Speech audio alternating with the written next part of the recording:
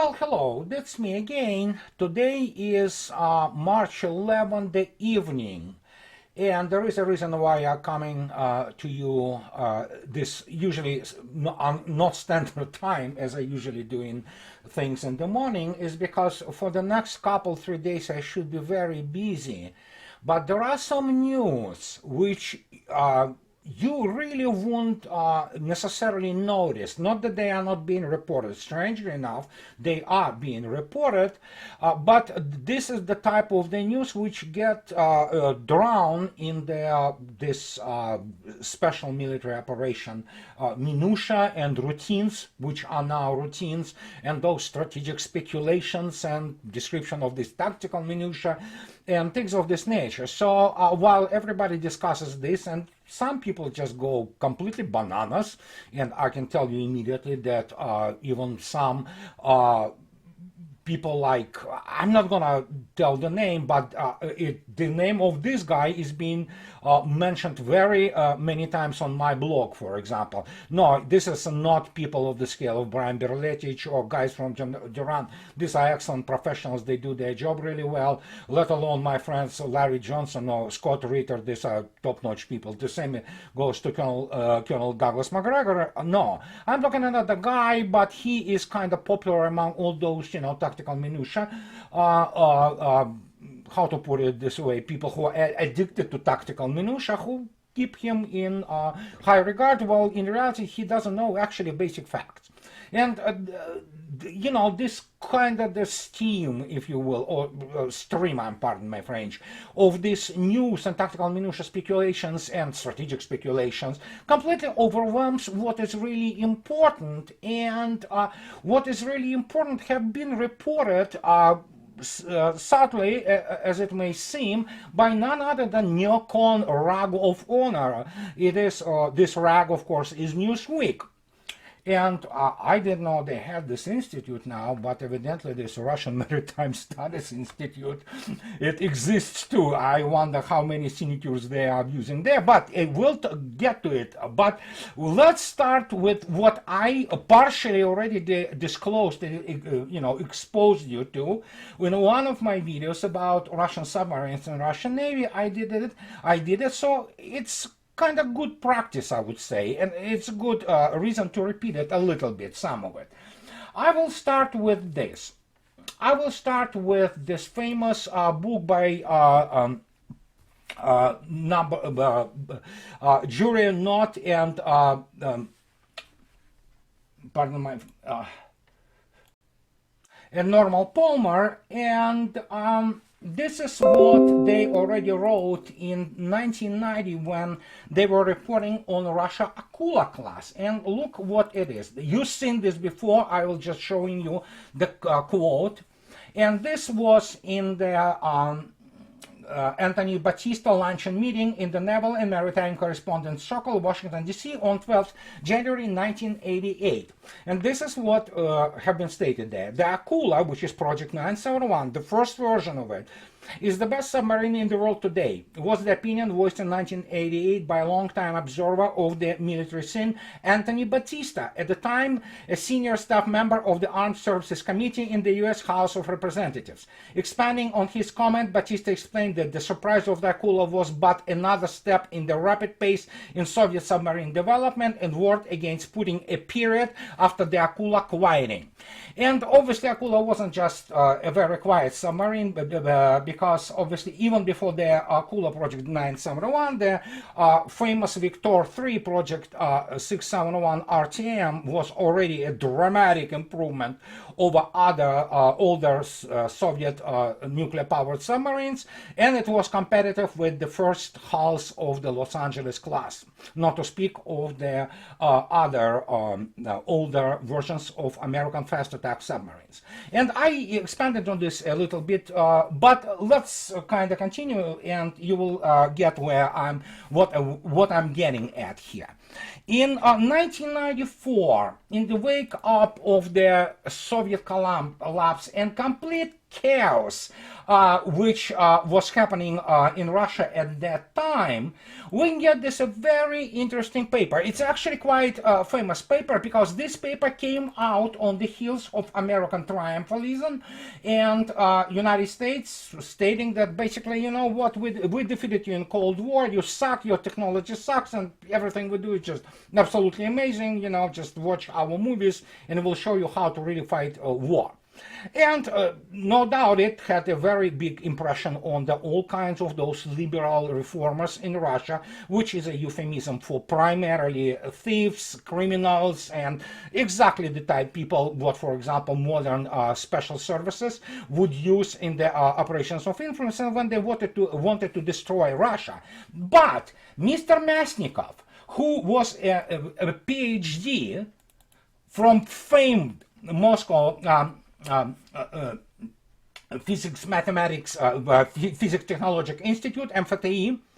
And look at this. It was published by Gordon and Bridge Science Publisher and printed in the United States in 1994. And Masnikov, who, by the way, this piece, as many other pieces, including some pieces on the climate change and other bullshit, which was already being perpetuated by the United States, both agents and people from the NGOs, it was reviewed by none other than Theodore Postol. But the issue was that, hey, you know what, don't rush to discount Russia's nuclear deterrent, you know, which at that time many people started to simply discount and consider the fact that, oh yeah, Russian naval, you know, missile submarines are not good. Well, it was, of course, not true, but here is Mr. Masnikov's paper, which was with the title of Can Russian Strategic Submarines Survive at Sea? The fundamental limits of passive acoustics, and it was done to specifically address the scientific physics issue of such things as obviously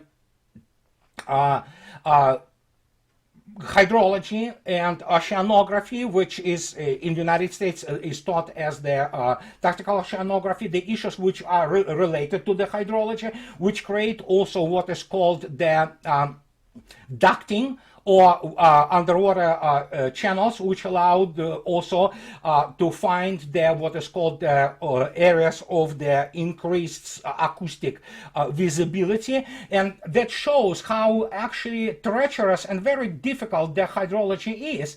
And in this paper, basically, he explained, in particular, it is shown that it is implausible that United States attack submarines will be able to trail covertly Russian SSBN, strategic missile submarines, on a day-to-day basis in their patrol areas in Barents Sea, the Sea of Okhotsk, and the marginal ice zones of the Arctic, provided that Russia applies advanced submarine silence technologies and that the strategic submarines are properly maintained and operates. And then basically this piece of article explains all kinds of things, up to the point that even there are, when you talk about near ice zones, for example, at that time, mind you, this is 1994, and the latest generation of Russian strategic missile submarines are at that time very new, Project 667 BDRM, which are known as Delta IV. And it explains that even the wind of the 10 meters per second actually begins to create a significant interference with the acoustic signatures and acoustic detectability of threshold levels,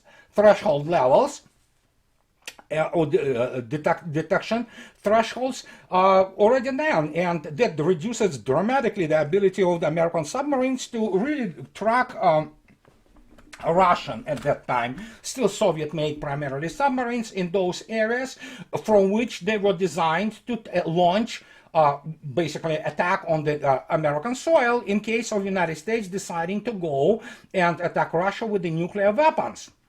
Or, for that matter, as at that time, Russian military doctrine was getting closer to the fundamental principles of nuclearism, and it was their doctrine which even today, the piece of this view remains valid in Russian military doctrines, but it also actually valid in American military doctrines. And it states that in case of the life, the threat to the existence of the Russian state, Russia can reserve, in case of the attack, It's not the first use, but she can reserve to basically use the nuclear weapons.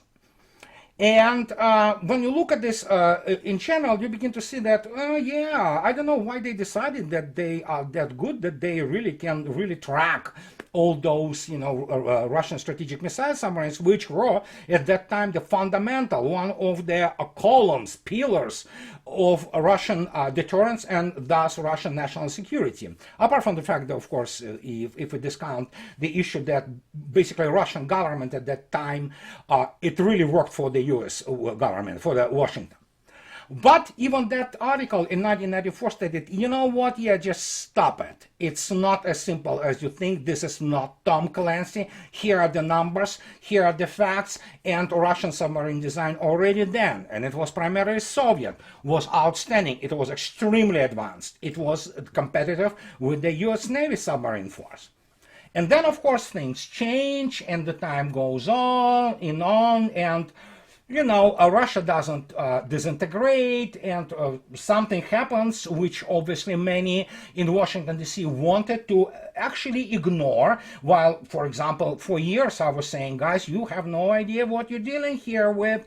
And then, of course, you get things of this nature that even in the Aviation Week, they report this situation that basically even Virginia-class submarines, once they came out, they were prohibited to take part with their sea trials and exercises with other allies, diesel-electric subs, for fear that the stealth of the Virginias will be compromised. They already have been afraid of the acoustic capabilities and abilities of these diesel-electric submarines to really counter, for example, state-of-the-art Virginias in the littorals. And you know what littoral is. It's kind of close maritime zone. It's littoral also is considered part of the economic zone. So it's basically waters which are next to the shores of the state.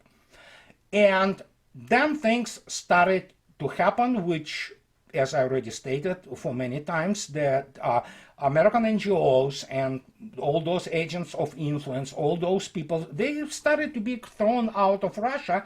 And there was obviously indeed the development of Russian submarines, which, was not really providing good mood in Washington. But again, the Tom Clancy attitude, Tom Clancy-esque, if you wish, attitude towards Russia and towards what Russia was doing technologically and operationally was, still, they got defeated. They are nobodies. Look at us, look at our economy, look at our this and that. And yeah, American submarine force remains outstanding force even today. But of course, there was the fact that America has, U.S. Navy has the outstanding submarine force. It doesn't mean that somebody else is not supposed to have the outstanding submarine force. And obviously, starting from approximately mid-2000s, Russia started to develop this outstanding second iteration of the outstanding submarine force, which was, it wasn't looking good at that time for US Navy. And guess what? Today we get some results, and what is the most fascinating in all those results is the fact that after so many years they begin to say the things which actually are self-evident, and Russia never lost the ability to do that. And here it is. That's what I'm talking about, the news which have been drowned in all this choir, so to speak, of all this tactical operation, minutia of their special military operation. Yesterday, Newsweek, it's Nyakon rag. Russian nuclear submarines critical challenge to the US right now. And they are talking about the report of this, Russian Maritime Studies Institute. Yeah, the one that's the one which also exists nowadays. And look what they say. Here's important to understand what they say. Russia is the critical challenge that the United States faces today, a primary threat to the U.S. homeland. The head of the Russian Maritime Studies Institute told Newsweek. Michael Patterson, the founding director and professor at the U.S. Naval War College, was responding to the remarks made by U.S. Air Force General Glenn von Herk, the head of U.S. Northern Command, and NORAD, who previously characterized Russia as the primary threat to the country due to the presence of its nuclear-powered Severodvinsk-class submarines near the United States. We know what Severodvinsk or what is called Yasin class submarines are. They called Grenade class also. These are the prospective carriers of Zircon, and these are the carriers of already P-800 Onyx, and of course 3 M14 caliber, some of which is 2,500 kilometers range, and the newer ones, 3 M14M, they have 4,500 kilometer range. And they recognize this now, and they admit that China doesn't have forces like that. Only Russia has. And that is what I was trying to deliver many times, and some people get offended, but I'm sorry, guys. Here, even those people from Naval War College and this maritime study admit that, you know what, Russians may not have as powerful surface fleet as China has, and China definitely has a large surface fleet. Some of it is very good, you know. But of course, in terms of the submarine technology, there are only 2 countries in the world nowadays, guys. It's Russia and United States. The rest are not even in the same universe in terms of capabilities and the quality of the platforms. The quality of Russian platforms, be them diesel-electric submarines or nuclear submarines, is either equal or surpasses that of the U.S. Navy submarines. They are state-of-the-art, and they carry weapons, which already also spoke about this before, which United States Navy doesn't have and will not have in a long time. And here's what Mr. Peterson of this, whatever the Russian Maritime Study Institute says. And he says, the Russian doctrine is very clear. They are likely to attack the United States in cases when they feel it's necessary and feel threatened or Russia is under attack. That and he is talking about that the policy and especially fundamentals of the state policy of Russian Federation. You can easily find it on the internet, and they know that the most urgent priority noted in this policy is both deterrence and punishment of foreign aggression. Absolutely, there is no first strike there. And Mr. Putin already explained it. You know that yeah, there is no first strike, but Russia certainly has the capability to preposition forces, and that's what she's doing, to deter any psycho ideas which are developed in the, completely screwed up brains of American neocons exceptionalists who never attended any serious military institution or, for that matter, any serious scientific program to understand what they are dealing with. And the fact that they ring the alarm in the Newsweek, it's kind of, you know what, it's very important and it's very indicative. That's 2 days ago, because they, of course, beginning to raise the alarm that, yeah, Russian subs are hanging out there. Well, let me explain again. While Russian subs, they are state-of-the-art, they are absolutely state-of-the-art, advanced technological machines and, but in the end, it's also what you carry as the weapon which matters. You are merely a platform. You need to be obviously very advanced platform to be able to carry something like Zircon. But let's go back to again 2 years ago, which I also showed to you. This was the issue, areas where cruise missiles launches would need to be located to attack the contiguous United States. Look at this again. If you look attentively at those ranges, any Russian submarine, basically all of them, including 2,000-mile range, are the ranges from which Russia can launch cruise missiles at US proper. And there will be nothing to intercept those missiles, especially if we're talking about supersonic and hypersonic salvos. And when you look at this map, you understand why they are desperate and why Russians are pretty calm, in terms of like, yeah, if you decide to attack us, you're dead. And we're not talking only about state-of-the-art Russian ballistic missile submarines of Barei class, which are superior to whatever United States nowadays has, as it's very good, albeit fairly old platform of the higher class. But Barei is state of the art. And then, of course, we're talking about this thing which is coming out, and this the first hull has to be afloat by 2029, 2030. It's the Husky submarine. It has completely composites outer hull. It carries all kinds of nasty stuff, and I showed it before. And what is most important, that thing could be configured any way you want. It could become a strategic missile submarine. It could become a cruise missile submarine, or it could become both.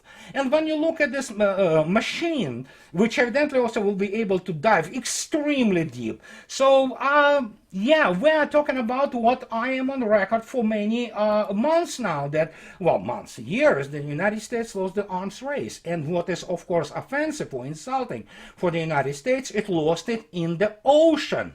Because, of course, American U.S. Navy still has a massive surface component. Some of it is really good. For example, Arleigh-Burke-class destroyers are still good destroyers. They are good ships.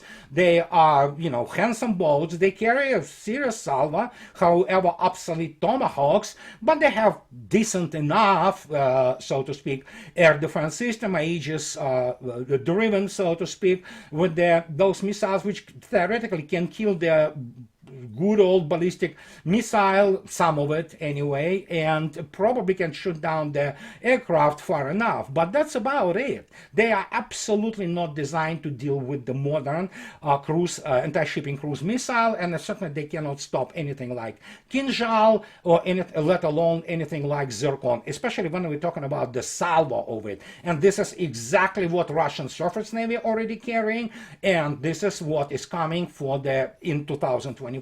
Next year for the first half of the Severodvinsk class Project 885 submarines.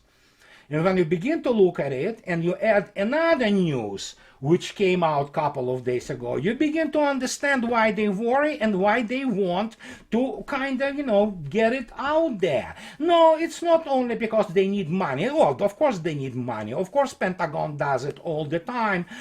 Threat inflation. Russia doesn't threaten United States. United States get out of Russian face. Russians will get out of America's face. And fact is, these are the only countries which theoretically could be have a decent, working relations. Obviously, while we have people as Biden regime and neocons in Washington, D.C., this is not going to happen. But actually, United States and Russia, in some sense, are natural allies. But that's a separate topic. But here we are, we have this, and of course, we suddenly have those news on the AUKUS. And AUKUS, you know what AUKUS, it's the frauding project. It was the project to kick France out of the face of Anglo-Saxon nations, and basically to get United States basically provide, obviously British were also removed from those potential, fat contracts, but here it is what we talking about since yesterday, when the Defense News reported that in AUKUS Navy eyes a full service submarine garage in Asia Pacific. Sure, it was clear from the get-go because the United States needs to position its Virginias, specifically in Perth, to have direct access to Indian Ocean, for cutting off this shipping lanes of communications of China, and of course into Asia Pacific. And that's what they say. The U.S. Navy envisions a submarine hub Australia from which the service can oversee the entire range of undersea activities in the Asia Pacific region. They can. Again, I am on the record. American submarines are great. They are much better than whatever China has now. But look at this. This is what also is being explained now after 18 months study, because you remember, AUKUS did indeed start as the study. But this is what they concluded. One thing has become clear during the 18-month study phase announced at the pact start in September 2021. It could be decades before Australia gets its nuke-powered Subs. Well, we knew that, didn't we? Because obviously, whatever Australia would be getting would be done, obviously, on the American shipyards, which currently are extremely busy.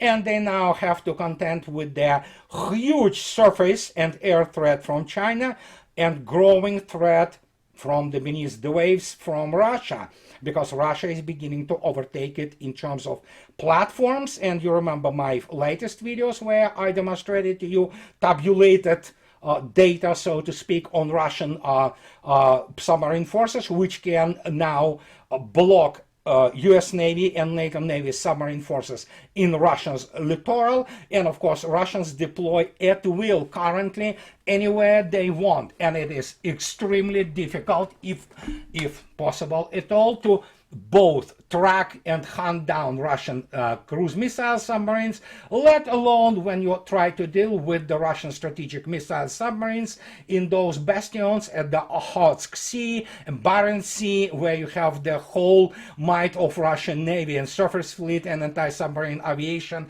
taking care of business, making sure that none of the Virginias has easy, basically, game there, trying to track, which is difficult in itself, all those, Russian strategic missile submarines.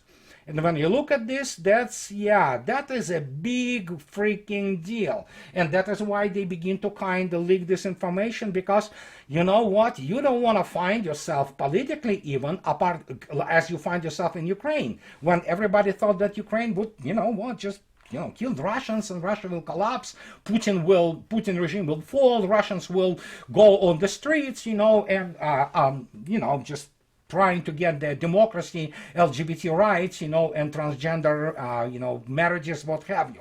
No, didn't happen like this, and it's not going to happen now in the ocean, where United States traditionally had a serious power, so to speak, serious force, which was world class, which was dominant actually. But this hegemony, if you wish, is long gone, and United States cannot even hope, and under the best circumstances, to have a global sea control. Fact is, it might not even get the local sea control. And it becomes absolutely clear that with their development and deployment, they are deployed, for example, Russian intelligence, recon, and targeting systems such as Liana and other satellites which work in conjunction with that. I mean, it's not difficult to obtain the targeting on the moving targets of such as, for example, American carrier battle groups, but also just pretty much against any fixed target in the United States and Europe.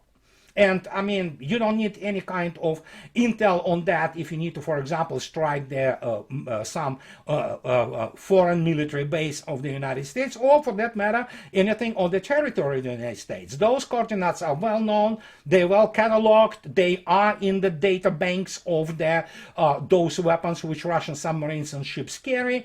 And in this particular case, you literally have this famous Al Capone principle that, with the kind word and the gun, you can achieve much more than just with the kind word alone.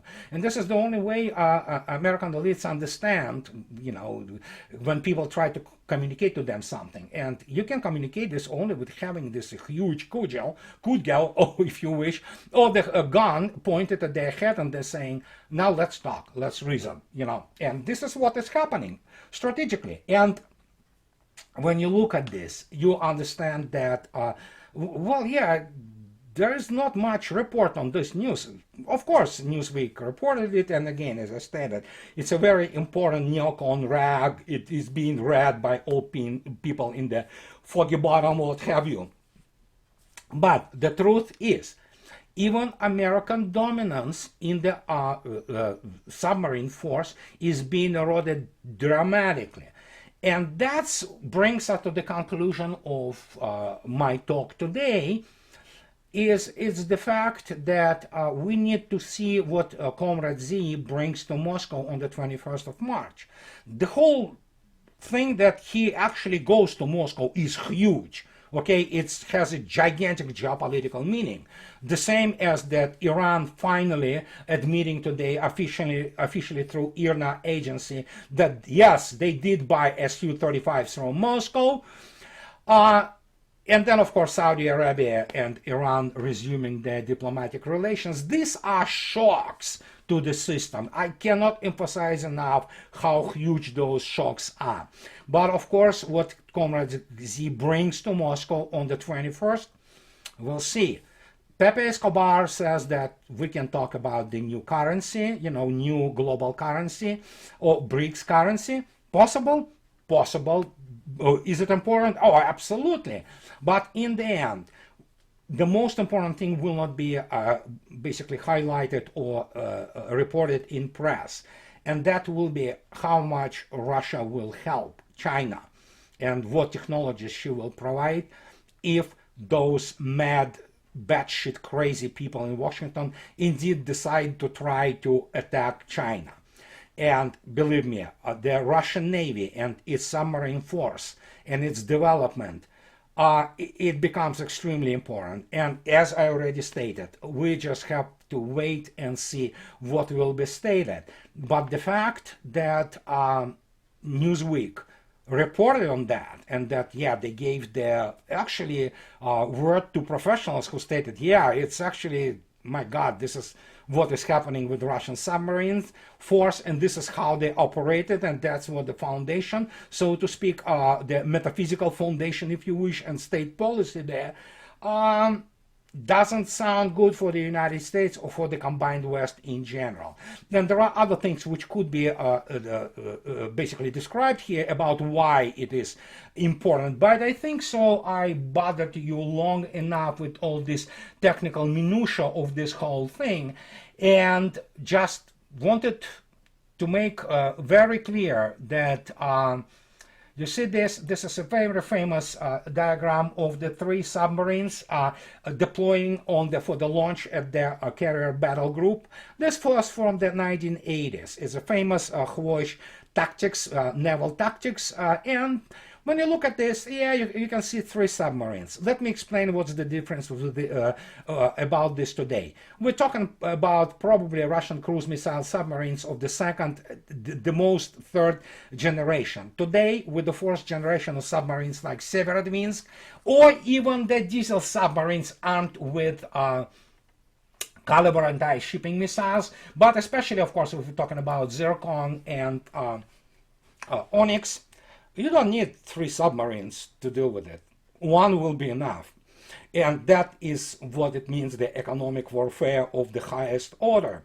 And of course, it is all based on the scientific and technological development. And this is what Mr. Masnikov warned about in 1994, that, hey, we may be down, but we are not out, and you don't have, the commanding heights against us in the issue of the strategic deterrence. As we know today, he was absolutely correct, and basically Newsweek confirmed this by the words of a person who is professional. He teaches a naval war college, for crying out loud. This is a respectable institution. So, and this is what I wanted to tell you. And because first this goes to my patrons, I'll see when I will put it out, maybe tomorrow, depending on the situation, this video for everybody to view. And as always, guys, subscribe to my channel and support me on Patreon or buy me a coffee or two. And I really appreciate your support. So I'll talk to you later. Have a nice next week. Bye-bye.